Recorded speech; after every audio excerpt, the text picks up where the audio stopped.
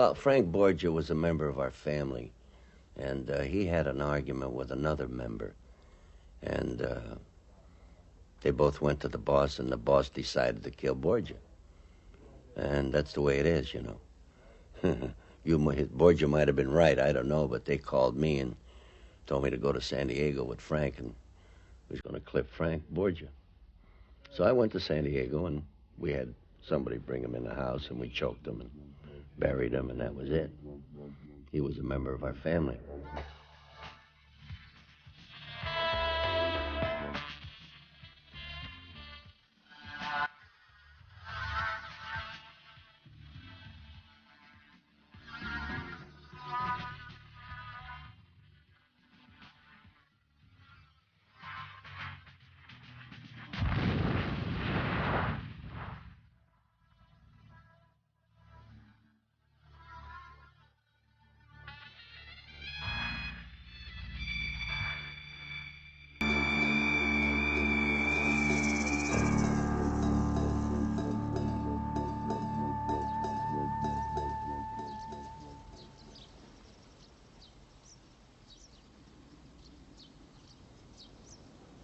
On the 14th of November, 1957, more than 60 of America's most powerful men gathered at this house.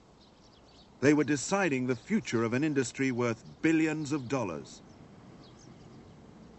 They were meeting where they thought no one would ever find them, but it was their bad luck to run up against Sergeant Edgar Croswell, a veteran local policeman with a most suspicious mind. These fellows just did not fit in. They were all extremely well dressed. Most of them had Italian accents. Some, 2 or 3, told us they couldn't speak English at all. And they just didn't fit in with the local terrain or the local people. They were standouts. The men meeting here at Appalachian in 1957 were, in fact, the leaders of the Mafia in America. They were rounded up and interrogated, a humiliation for the warlords of organized crime. 14-carat hoodlums. Strictly lived by breaking the law, preying on honest people, taking over businesses, killing each other, killing other people that got in their way. Croswell's discovery shocked even the experts in organized crime.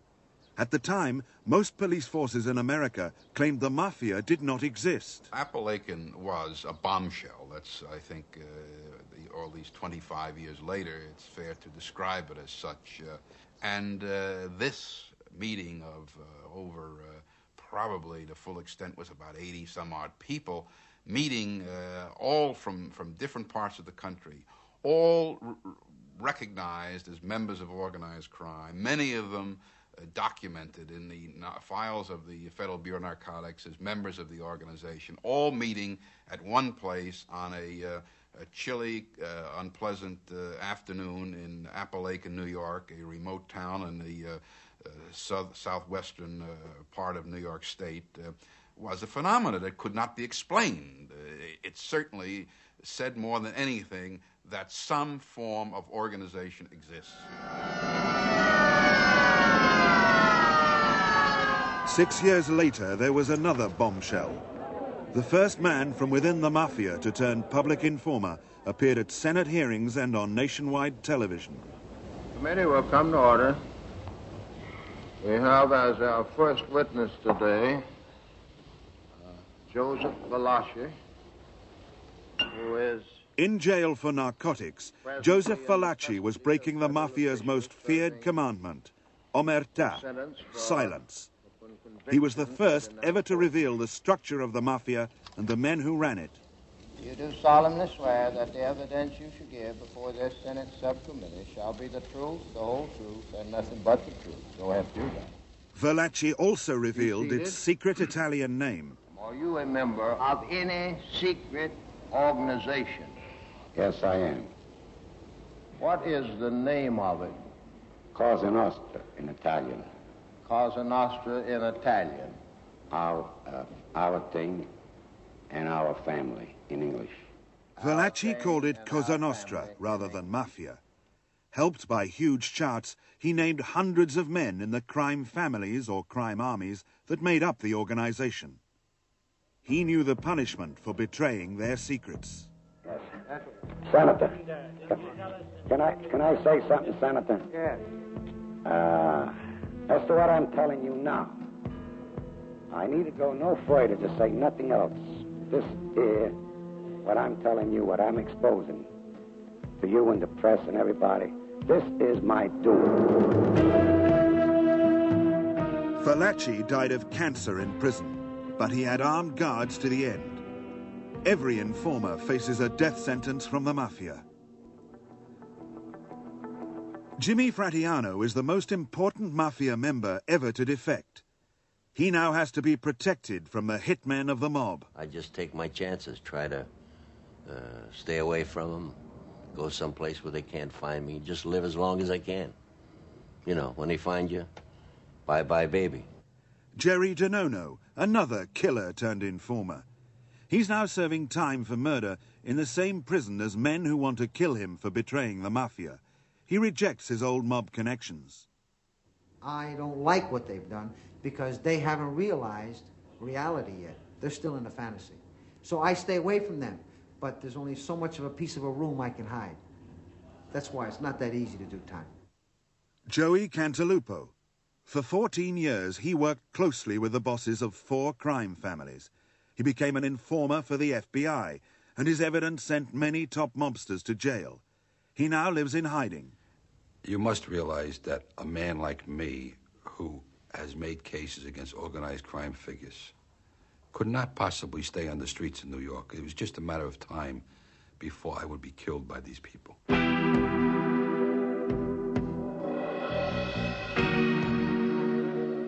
Killing is the Mafia's way with informers. Bill Romer remembers how the mob took revenge on a debt collector they thought had betrayed them. William Action Jackson had been a juice collector for the mob, and they thought he had become an FBI informant, which he had not.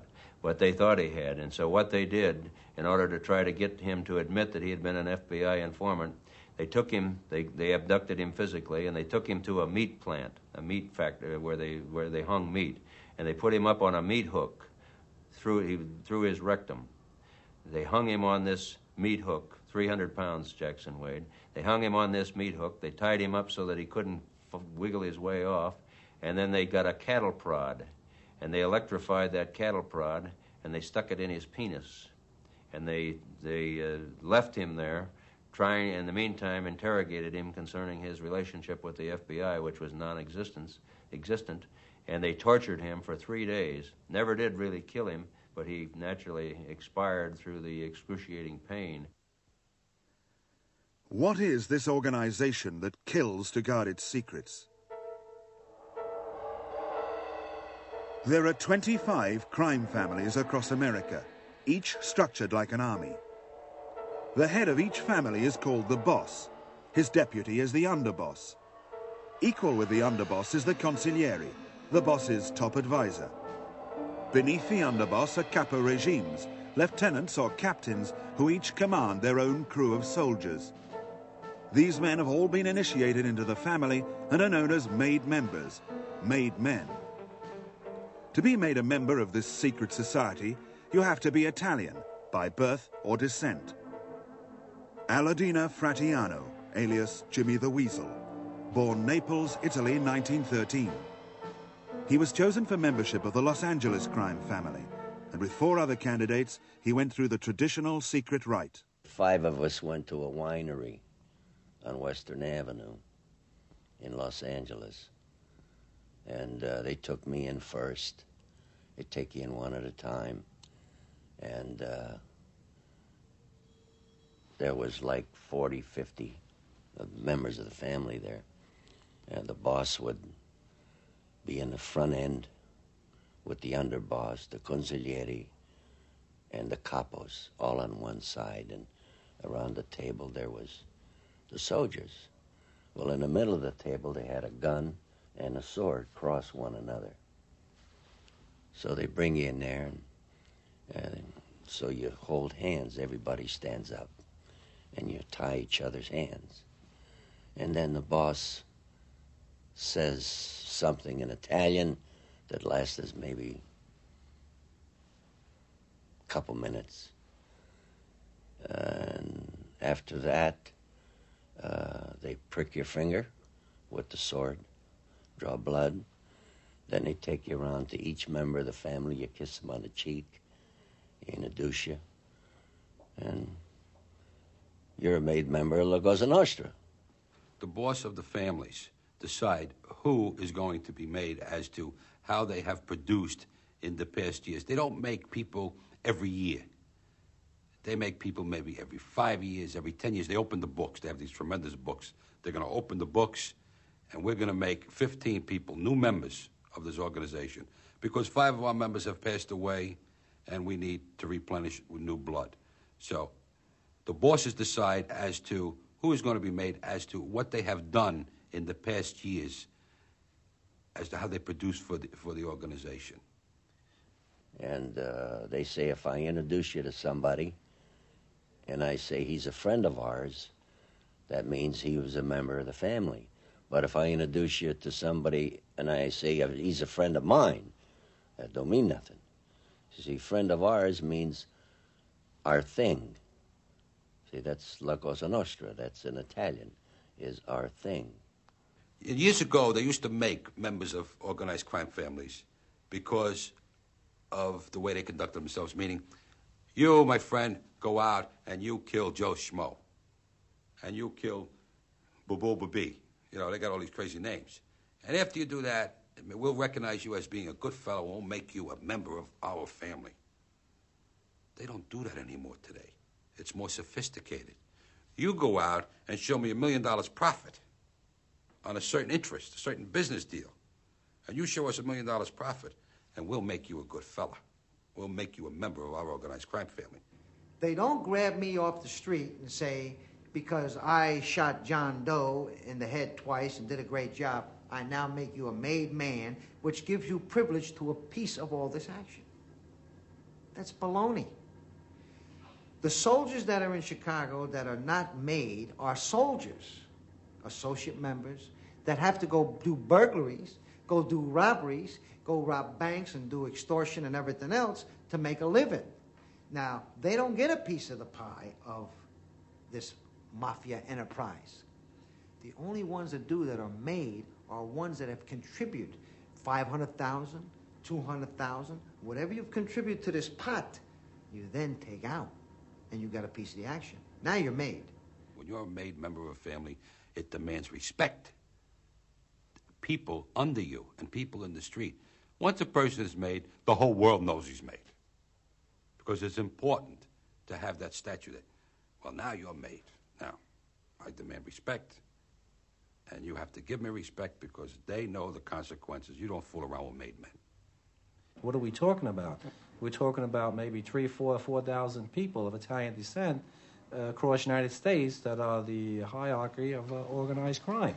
In that group that are servicing these established organized crime members is every ethnic group. You know, you have the Jews, the Irish, the Hispanics, the blacks. They're all involved in in some form of criminal activity. But the established, the organized crime group happens to be the Italians. The detective squad for the borough of Queens, New York City, preparing for an undercover operation against the Mafia.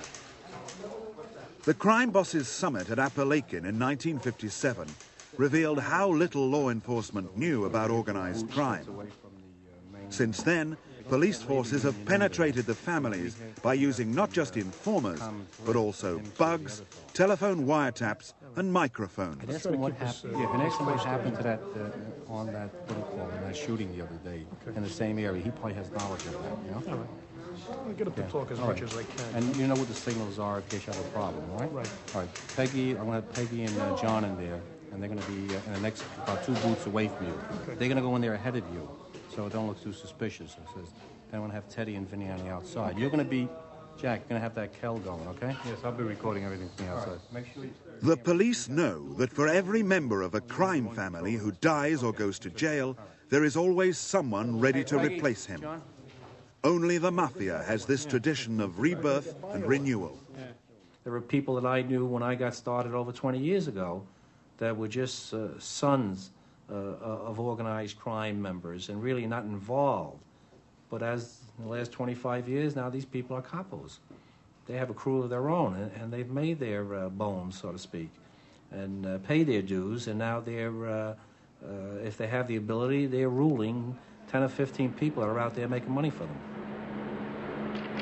August 14th at 13:25 hours. This is the subject with the sunglasses with a close-up. At street level, even a soldier can earn millions of dollars for himself and his crime family. This police undercover film reveals organized crime making money from gambling, bets on the horses and sporting contests, and on numbers, a kind of daily lottery. Subject has handed this subject some money. They look to be very large bills. Money made from gambling on streets all over America helps finance other businesses, such as narcotics. 13:45 hours. This male on the left has a plastic bag in the back of his hand behind his shirt. The bag in this man's hand contains half a pound of heroin, just part of a deal worth $100 million. The white shirt just threw the bag into the automobile. Made men, mafiosi, usually claim they don't deal in drugs. The truth is they have been in the business ever since the Mafia came to America.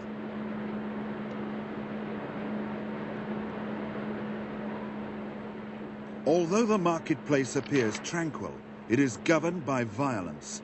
Not surprising when millions of dollars are at stake.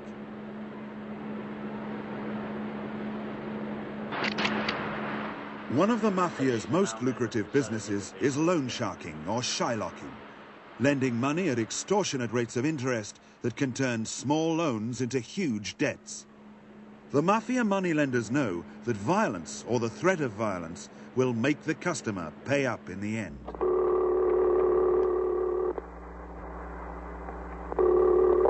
Hello? Mike? Yeah? Is that motherfucker there? Yeah. Let me talk to him. Yeah, Jimmy? Yeah, Chuck. Yeah, just Chucky, Jim. I've been here all weekend. All right, I got tied up here.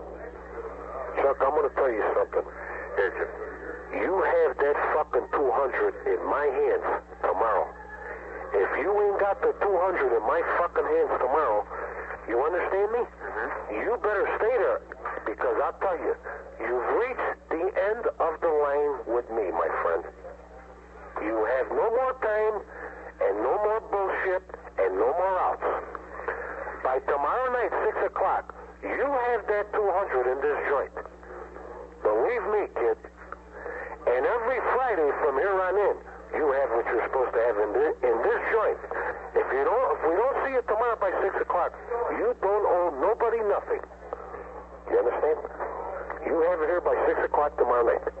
Or, believe me when I tell you, and I promise you this. Believe me, I promise you.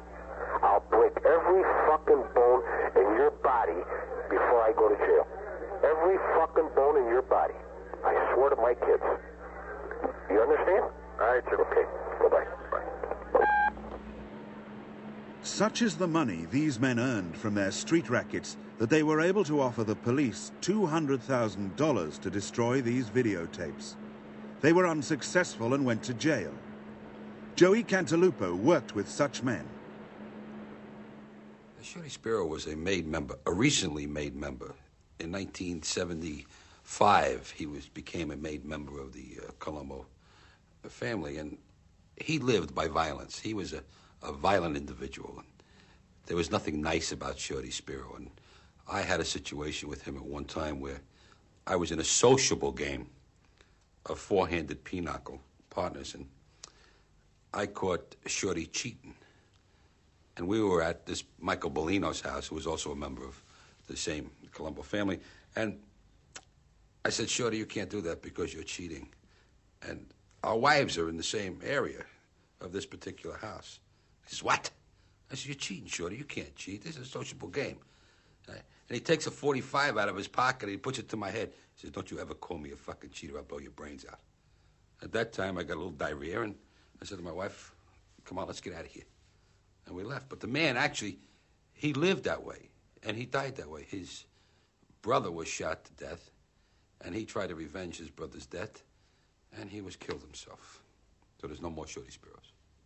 I was present at a 10-cent and 20-cent limit poker game where he became so annoyed and upset at the comments being passed by Jimmy the Brush.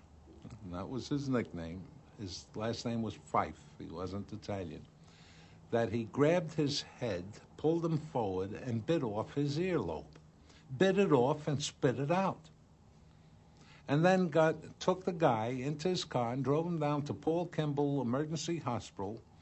And then about 5 minutes later, they come rushing back to look for that piece, that earlobe, so that they could sew it back on. That was Nicky Valvano, Nicky Boy. He was the same guy who got a message once that his wife wants to see him. He hadn't been home for several weeks. He had girlfriends all over the place. And so he asked me if I would drive him out to his house, and I did. And we walk into the house. His wife's name was Dorothy. He says, "What's the matter, Dorothy?" She said, "You got to do something about Jojo." Jojo was his son, about 11 years old. "What's the matter with Jojo?" "He's acting up. I was called to school. They want to throw him out. He's unmanageable. You got to do something about him." I said, "Where is he now?" "He's out in the back." "Hey, Jojo, come here." And I'm trying to mimic his voice with the Italian clip, you know. And Jojo walks in and he says, "Yeah? Hey, what's the matter with you? Why can't you be good in school? What are you acting up like that? Don't you like school?" He says, "No, I don't." "Hey, what do you want to be when you grow up?" And the kid says, "I want to be a thief, just like you." He says, "Then pay attention to me." And I witnessed this and I listened to this and I'm thinking of my pure kids back home. What am I in with here? I'm ordered to work with this paranoid bastard. I mean, he was your master, wasn't he? No, no. I was ordered to work with him. He was not my boss. But if you knew him, you didn't cross him. Or you didn't argue with him. I'm proud of my earlobes. And I still have them. 90% of the made members of organized crime families have girlfriends. They hold their wives on what we say is a pedestal. Nothing bad happens to their wives. Their girlfriends, they take all over the world. They introduce them to everybody. They enjoy them.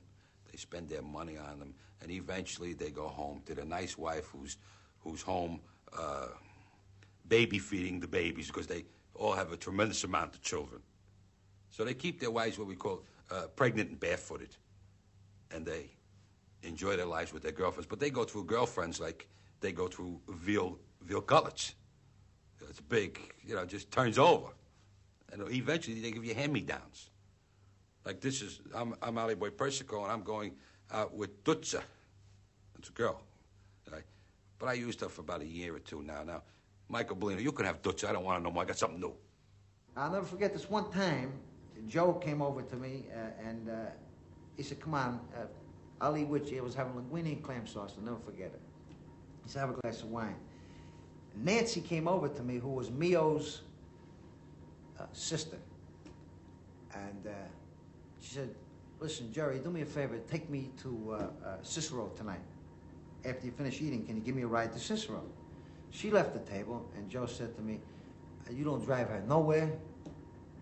You don't talk to her no more. You stay away from her." I said, "I ain't doing nothing. I ain't fooling around with her." He says, "No, I'm not saying you're fooling around with her. Don't go near her." I says, "Why?" He says, "That's Milwaukee Phil's girlfriend." He was in a federal penitentiary doing time. But that was still his girlfriend, even though he was married. Now, he's married, got kids, but that's his girlfriend, and you ain't supposed to talk to his girlfriend. I laughed. I said, "Okay."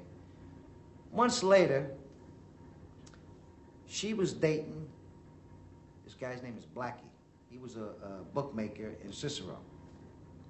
Nan went to ask Milwaukee Phil for permission to get married to Blackie. And he's married now. You get this? He's in prison. He gives his permission to her to marry this other guy, this other mustache. All right? dies. He dies in prison. Joe tells me, he says, see Blackie over there? He's dead. I said, what for? Milwaukee Phil's dead. He died in prison. And that's only his girlfriend, Joe. What the hell's the difference? He said, from his grave, he ordered the hit. 3 weeks later, after they were married, Blackie was shot right in front of Nan in a rocking chair at their house. From the grave, he ordered that hit. What did all that mean? Just told me, don't be fooling around with nobody else's girlfriend, that's all. It just showed me that this man had so much power, so much control over people, that out of respect, they killed this guy because of Blackie dating Milwaukee Phil's girlfriend, which don't make any sense to me, you know. But I'm just saying, this is their mind, just to go show you how their mind thinks. In every situation, whether it's government or organized crime, there are commandments. And there are commandments in religion and things like that. But you do not break these commandments. And one of the commandments in organized crime is that you do not fool around with another man's wife, a member of organized crime's wife, or a member or his girlfriend's. This is a no-no. You do not do that. Like, I could be very secure knowing that I got this gorgeous girlfriend of mine, and I take her out to different restaurants, that nobody would try even move in on my territory, because she belongs to me. And this is a law. You do not break this law. But when you do, the penalty could be death. I say could be.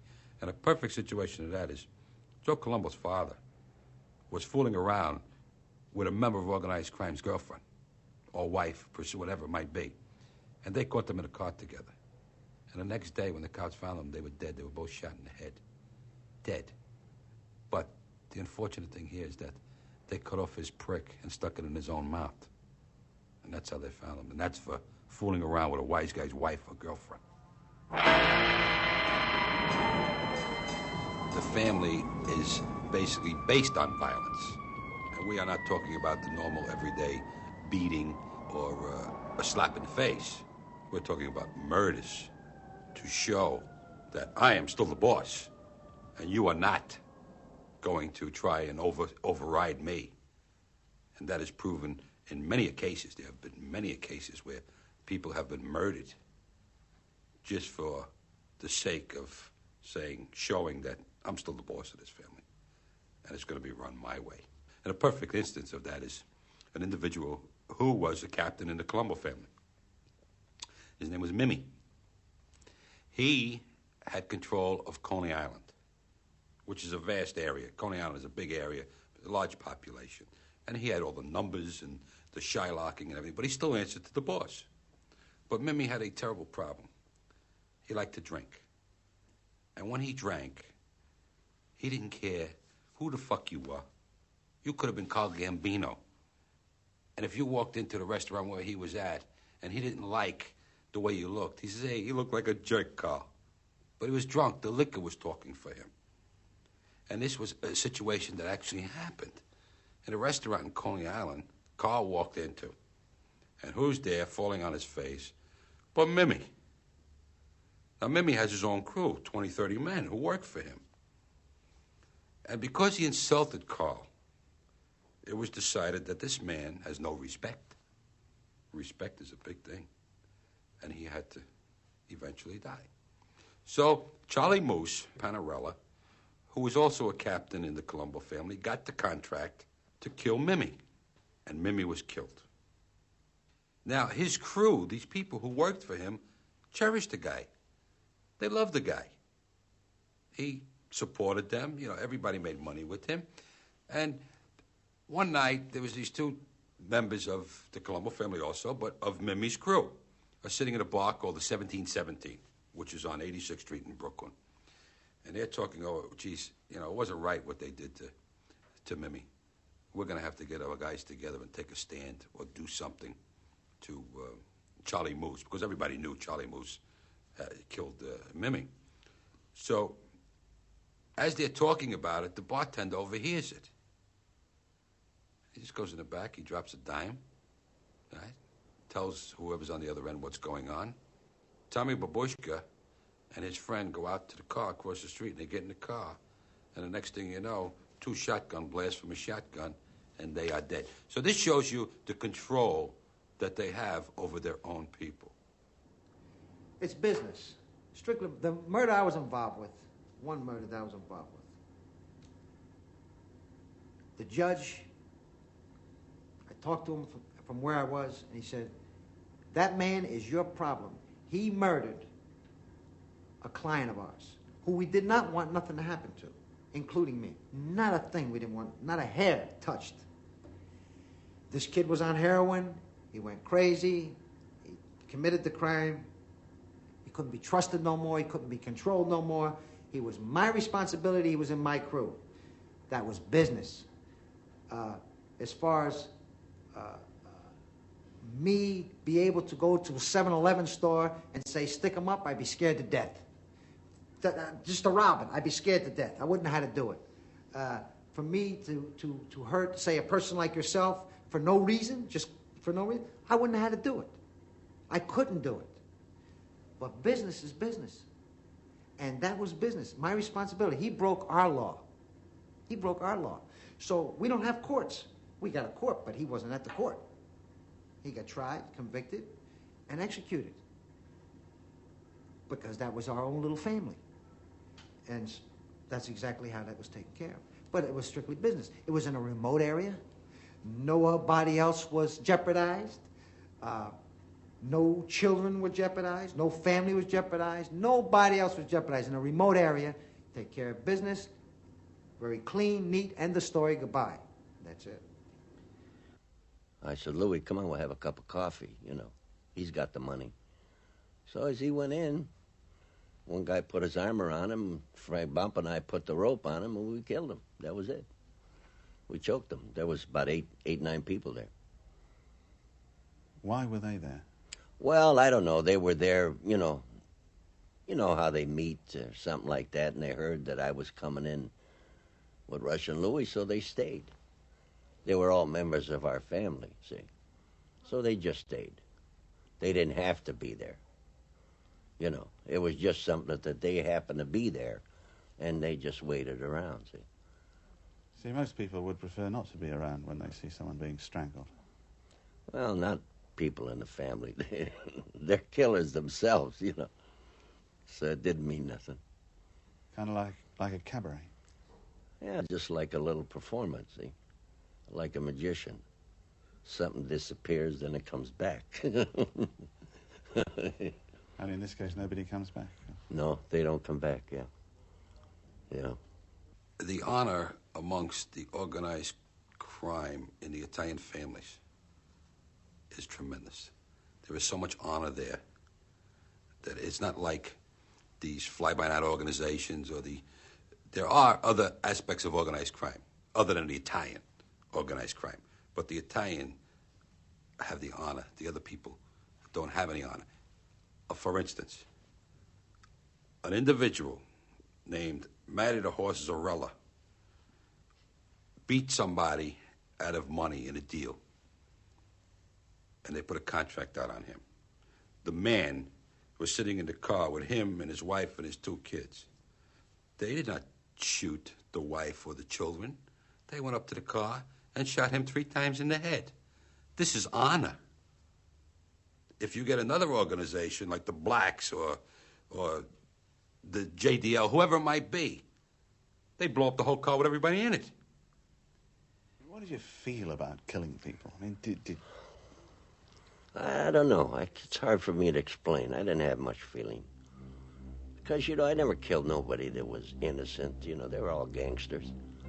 You know, they're killers themselves. People that I fooled with, you know, guys that I fooled with were killers themselves. These are the men who lead the crime families of America. Tony Accardo and Joey Ioppa, joint bosses of Chicago. Joe Bonanno, founder boss of one of the New York families, and Carlos Marcello, boss of New Orleans. They like to portray themselves as respectable businessmen. These men could walk amongst you and you would never know who they were if you did not know them. as the individuals that they were. But their reputations were far greater because of all the years of organizing their families, the tragic things that they have done to people, and the people feared them. So they demand respect. Even though they don't go out today and kill people, they would have somebody do it. But during the early years, you can believe that they've murdered people and cut them up and threw them to the fish and all that stuff.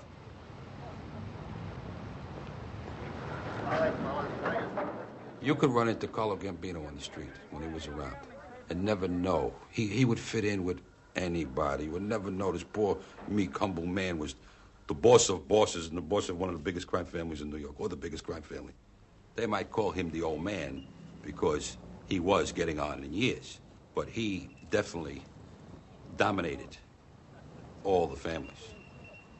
Nobody could get away with anything, which means if somebody tried to come in and take over some of his territory, they could never do it because of his powerful, big. It's unbelievable the size of his family and the power the man had accumulated during the years, not only on the streets, but with politicians and cops and all kinds of people that he had literally corrupted. Joey Cantalupo gave evidence against another New York crime boss, Funzi Thierry. Funzi Thierry was the boss of the Genovese family. Now, this individual here is a meek and humble man. He is nothing to look at. He, I wouldn't say was more than 5'9" and weighed 140 pounds. A nothing man. I was partners with him in a business enterprise. And in my business enterprise was a made member, a captain in the Genovese family who Funzi was the boss of. His name was Louis LaRocca. Now, Louis LaRocca is a monster of a man. He is a monster. He demands respect also because of his fine position in the Genovese family. He has his own crew. He answers only to Funzi Thierry. Now, in one situation, Louis LaRocca is 6'2", 280 pounds. He's a monster of a man. And there was a situation where we were behind in our rent in the flea market. And I ran into Funzi, and Funzi asked me, how are you doing in the flea market? And I said, well, Funzi, we're behind on the rent. Now, here's this little meek man saying to me, you tell that motherfucking Louis to go and get the money or I'm going to cut his balls off. This little nothing here. Telling this guy. And I go back to the flea market, and Louis says, did you see the old man? I says, yeah. He says, what did he say? Did you tell him we're behind on the rent?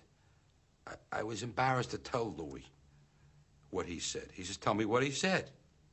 And I tell Louis, the old man says, go get the money or he's going to cut your balls off. The guy must have got a diarrhea in his pants when I told him that. He was so scared that he ran out and got the $5,000. Now, does that show you the respect or the fear that they have for this man right here? And it's not only Louis LaRocca. It's everybody in the family. Angelo Bruno, the Philadelphia boss for more than 20 years, in his own home movies, never before shown outside his family's circle.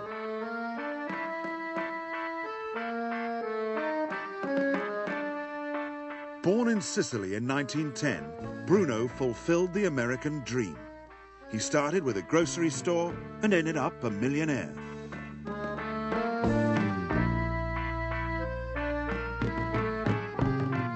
In his private life, he was devoted to his wife and family. He prided himself on being a patriotic American. Bruno always looked more like a grandfather than a godfather. The image of a happy family man helped to further Bruno's reputation as the Gentle Don, a title he earned in 1959 when he refused to kill a rival who was plotting to kill him.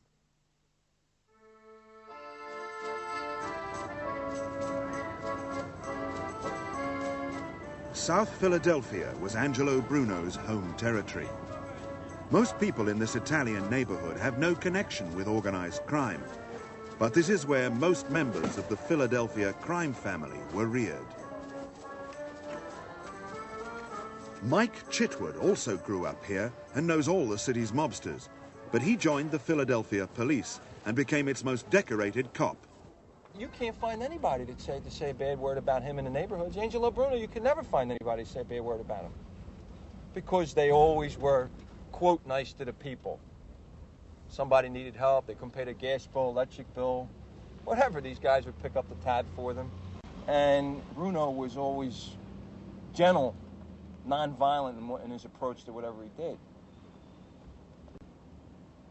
And on March the 21st, 1980, as he pulled up to his house, it was about 9:50 p.m., and the assailant, in all probability, was hidden behind the truck. And as the power window was operated by the driver of the automobile, John Stanfa, the assailant stepped from behind the parked automobile, put a shotgun, probably a sawed-off shotgun, to the back of his right ear, and blew Bruno away. The shooting was gangland style. Angelo Bruno was shot once in the back of the head at point-blank range. It was a sudden death that left the reputed mob boss frozen, his mouth open as if to call for help, but no one would hear him. The horror of Angelo Bruno's murder outside his own home is remembered by his daughter Jean. My father was left in that car for hours, and people kept coming and coming. Finally, the people in the street started shouting, "Take him away, take him away." And they took him away. And I didn't show any emotion, because if I did, maybe some people were glad that he was dead. Evidently some people were, or they wouldn't have killed him. Who do you think killed your father? I can't say, because I'm not positive. Do you think it was people within your community, or do you think it was, you presumably don't think it was the police, do you? My father got to be too good for his own good. A new time was coming. A new time was coming. People were into drugs. People were turned on by rock stars and things like that. The time was coming, and my father was against it when there was a need for drugs, unfortunately. And my father was against this. And a lot of people wanted to make money, most likely. And they were dissatisfied because my father stuck to his beliefs. He didn't even like people around him who drank too much or gambled, things like that. And people misunderstood. And I think, naturally, some people, most of them are probably dead now. Some people wanted him out. Not out, I can't say out because that assumes that he was into something. But people who came to him for advice would always get turned down if it came to drugs. If somebody said, I'm sure, I'd like to go into this, I'm sure my father would say no. The newspapers called him the godfather of Philadelphia. But to his neighbors, he was a good citizen. He was a peaceful man. He wasn't a violent man. How about you, ma'am? Wonderful person. He couldn't be any better. We all play numbers. We all go to the racetrack. You know what I mean? We all cheat a little bit. But this man didn't play narcotics. And that's why he's dead today.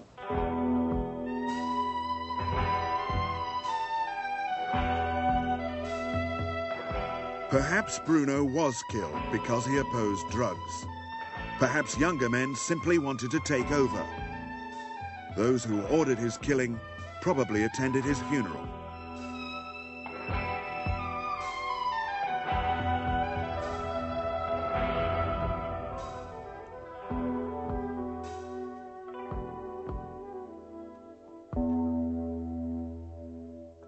The era of the gentle Don was over. Do you think the violence will ever go away, the violence associated with this kind of business, the Mafia? I would hope so, but that's a hard thing to answer because I don't know that much about it. I would hope that it would go away. It's a sad thing, but I can't say. I certainly hope so. If there's a mafia, should I say? I don't want to be quoted as an authority on anything. I'm just, you know, if I were anybody else giving my opinion, I probably wouldn't have to worry about a story or anything like that. There was a lot of pain after he died, that you felt sorry for him and you suffered because you loved him so much, the whole family, but I wouldn't have traded him for the world.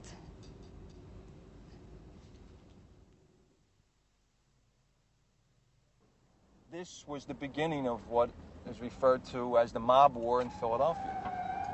Since that date, at least 18 people with organized crime connections have been killed. And people now see that these gentle, nice guy number writers are not as nice and as gentle as everybody thought. They're vicious, they're animals, they'll kill at the drop of a dime. Police say a killer posing as a flower delivery man knocked on the door of John McCullough's home about 6:30 tonight. He brought in one package of poinsettias. When he returned, he had a gun, and police say he opened fire. The body of the 60-year-old union leader lay on the kitchen floor. Police tried to calm his wife, Audrey, who was standing just a few feet away when her husband was shot. Police sources say tonight's murder of McCullough was an organized crime hit, just as carefully planned as the murder of Angelo Bruno last March. In organized crime, if you're a killer or you're an extortionist or you're a big dope guy, you give respect that maybe you couldn't get as a fellow who worked in a factory or somebody who drove a car, a cab, or drove a bus. Philip Chicken Man Testa, the alleged boss of Philadelphia's underworld, died when a bomb, possibly set off by remote control, exploded in the doorway of his South Philadelphia home. Police are calling it a mob assassination. The explosion was so powerful it shattered dozens of windows and was heard by police cars nearly 2 miles away. I've seen people that I went to school with who were the quietest, mildest, most intelligent people that you would go to school with, and 20 years later you see them now, they're involved in some type of organized crime, whether they're involved in bookmaking, loan sharking. They live fast, they live big, they drive big cars, always have a lot of money in their pocket. And it's part of that mentality that allows organized crime to exist. Police responding to the call immediately recognized the victim of the shooting, 49-year-old Frank Chicky Narducci. Narducci, who had been arrested 55 times, was regarded as a top man in illegal gambling in Philadelphia. Narducci was gunned down as he got out of his late-model Cadillac Seville, only several hundred yards from his Broad Street row home. The door of the car was still open as Narducci hit the pavement, apparently knocked backward a few feet by the impact of the high-caliber weapon. For everybody who gets killed, for everybody who goes to jail, there's some young guy coming up off the streets who's going to take his place. The money's easy. You don't have to work. There's a glamour, there's an excitement, there's a danger. And these are elements that people live by. Discovered wrapped in a blanket in a city parking lot in the 1500 block of South 8th Street about 2:30 this afternoon. They say it had multiple bullet wounds. It had a plastic bag over its head and feet. It happened here near the corner of 9th and Christian Street in South Philadelphia's Italian Market. The 26-year-old Testa was sitting outside this home with friends when he was hit by a shotgun blast fired from a passing car. Zindone's body was found in a driveway behind the Murphys' 5 and Dime at 20th and Oregon. At 1:20 this morning, a routine police patrol spotted the man, who was number 3 after Angelo Bruno in Philadelphia organized crime. Last night, the body of the 43-year-old convicted racketeer was found slumped over the wheel of his silver Cadillac at 11th and Mifflin Streets near an empty playground. The authorities have said the killings are the result of a battle for control of the local mob.